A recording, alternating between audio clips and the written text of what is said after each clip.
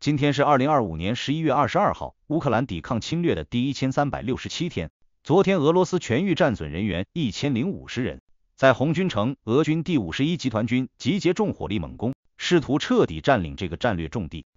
凌晨5点，俄军率先在红军城南翼工业区发起突袭，集结装甲集群向乌军防线穿插，以密集的炮火压制乌军火力点。乌军第25空降旅和第93机步旅联合作战，成功守住了北部和西部的关键通道。上午10点，乌军发动战术反击，第93机械化旅工兵分队用 FPV 无人机精准摧毁俄第51集团军2处装甲集结点，炸毁6辆 T-72坦克装甲运兵车11辆，同时收复了北翼 2.3 平方公里失地，重新控制了红军城至哈尔科夫的关键公路，切断了俄军南线补给线。14点，乌军2架 F-16战机在黑海上空执行侦察任务，成功锁定俄军第43团2架苏30战机，随即发射 AIM-120空空导弹，在100千米外精准命中目标。被击中的苏30战机瞬间爆炸起火，坠毁于克里米亚西北部，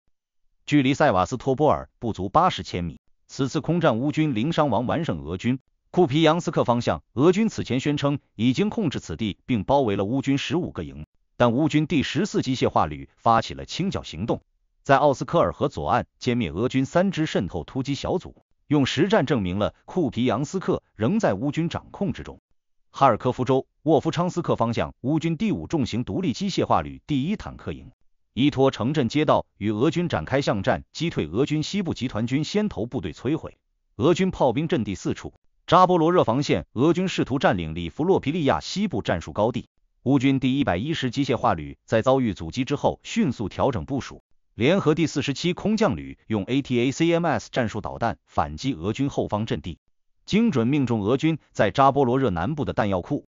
引发连环爆炸，销毁滑翔炸弹200余枚，严重削弱了俄军前线弹药补给。凌晨7点，俄军第90坦克师率先向普列霍沃乌军阵地发起冲锋，试图夺回此前失去的阵地。乌军使用 FPV 无人机精准摧毁 T-90坦克，击退首轮进攻。上午10点，俄军调整战术，以第137突击旅为先锋，发起人海战术冲锋。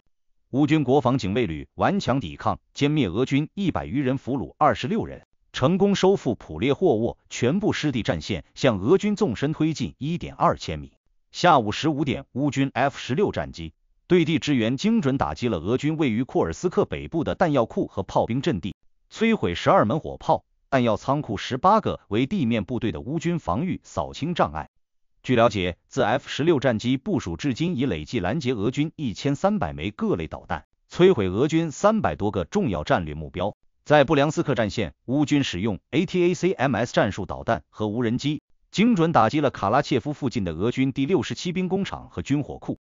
引发连环爆炸，火光持续至次日凌晨。俄防空部队虽然击落了13架乌军无人机，但未能阻止核心设施被炸毁。值得关注的是，俄军首次向第聂伯罗发射洲际弹道导弹，却因误差超过200米，未造成实质性的损失，仅沦为心理威慑，尽显战力颓势。此外，欧洲各国集体抵制美俄和平计划，批评该计划严重倾斜俄罗斯，认为该计划威胁到了整个欧洲的安全框架。欧盟主席冯德莱恩表示，乌克兰的未来不能在乌克兰不知情的情况下做出决定，必须建立在乌克兰主权领土完整之上。欧洲对于特朗普政府的外交之策反应迅速一致，纷纷质疑美国政府为何在没有告示盟友的前提下和俄罗斯接触并讨论关键条款。欧盟多名资深议员甚至警告，若欧洲在关键节点被排除在外，战略自主将遭到长期的危害。此后，在一些关键问题上，布鲁塞尔将很难和华盛顿达成一致。